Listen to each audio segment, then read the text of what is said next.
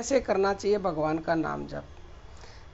महर्षि पतंजलि कहते हैं तस्य वाचकः प्रणवः, उस परमात्मा का वाचक अर्थात नाम ओमकार है।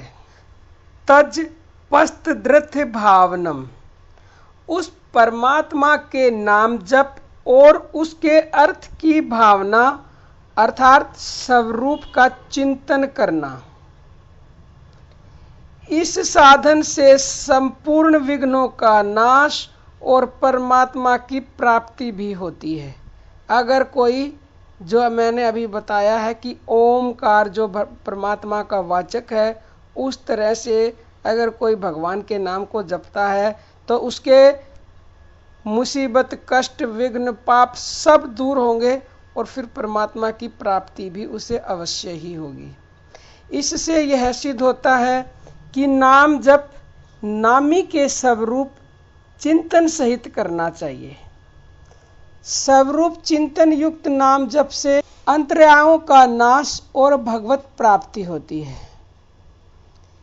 यद्यपि नामी नाम के ही अधीन है, श्री गोस्वामी तुलसीदास जी महाराज ने कहा है, देखी अहि रूप नाम आधीना, रूप ज्ञान नहीं नाम बिहीना, सुमिरई नाम रूप बिनु देखे, आवत हृदय स्नेह विशेषे।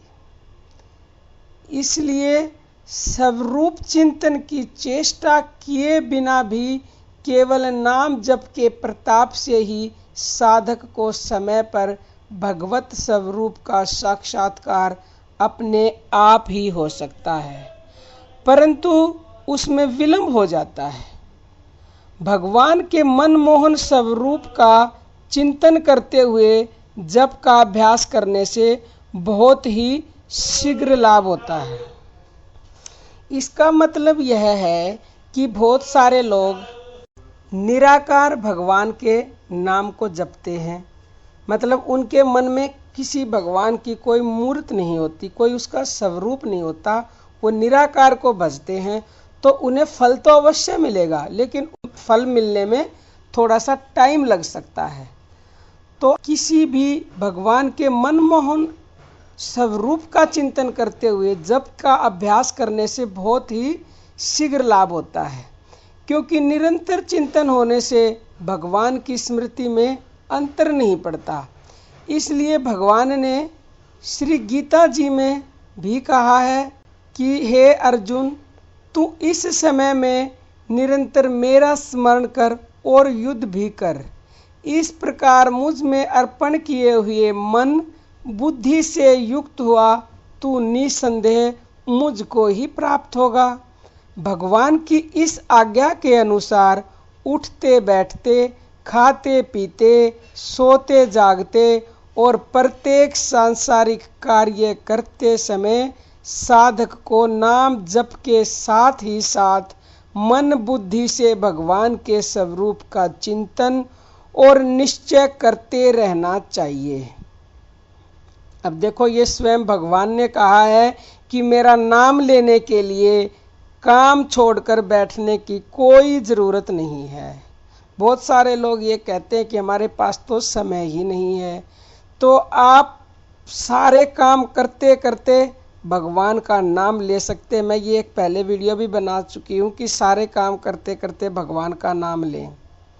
ये बात बिल्कुल सही है, और जब आप ये आदत बना लेंगे तो इससे बढ़िया तो कोई बात है ही नहीं, क्योंकि आप सारे काम भी कर रहे हैं और भगवान को भी याद कर रहे हैं, तो भगवान उससे तो और भी ज़्यादा खुश होते। भगवान कभी ये नहीं कहते कि तुम हाथ पे हाथ रख के बैठ जाओ और सिर्फ मुझे ही याद करो।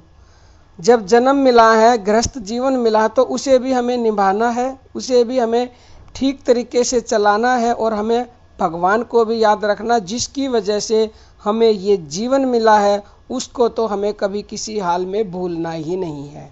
अगर हम लगातार, अभी जो मैंने लाइन बताई थी, क्योंकि वो बीच में छूट गई, प्रत्येक सांसारिक कार्य को करते करते साधक को नाम जप के साथ ही साथ मन बुद्धि से भगवान के स्वरूप का चिंतन और निश्चय करते रहना चाहिए, जिससे क्षण भर के लिए भी उसकी स्मृति का हमसे वियोग ना हो, मतलब वो कभी भी हमसे दूर ही ना हो भगवान। इस तरह से हम भगवान के नाम का जप करेंगे। तो किसी के मन में भी ये प्रश्न आ सकता है कि किस नाम का जप अधिक लाभदायक है, क्योंकि ये सबसे बड़ी बात है, मेन प्रश्न है कि लोगों को ये बड़ा ही मतलब दिल में रहता है कि किस चीज़ से हमें ज़्यादा लाभ होगा, कौन से भगवान के किस मंत्र का जप करने से, और नाम के साथ साथ भगवान के किस स्वरूप का ध्यान करना चाहिए।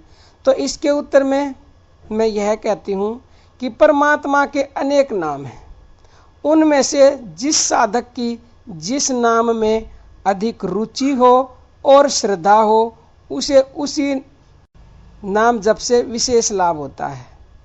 इसलिए साधक को अपनी रुचि के अनुकूल ही भगवान के नाम का जप और स्वरूप का चिंतन करना चाहिए, क्योंकि सबसे बड़ी बात है रुचि की। एक बात अवश्य है कि जिस नाम का जप किया जाए स्वरूप का भी उसी के अनुसार ही होना चाहिए। उदाहरण के लिए ओम नमो भगवते वासुदेवाय, इस मंत्र का जप करने वाले को सर्वव्यापी वासुदेव का ध्यान करना चाहिए। ओम नमो नारायणाय, इस मंत्र का जप करने वाले को चतुर्भुज श्री विष्णु भगवान का ध्यान करना चाहिए। ओम नमः शिवाय मंत्र का जप करने वाले को त्रिनेत्र भगवान शंकर का ध्यान करना उचित है।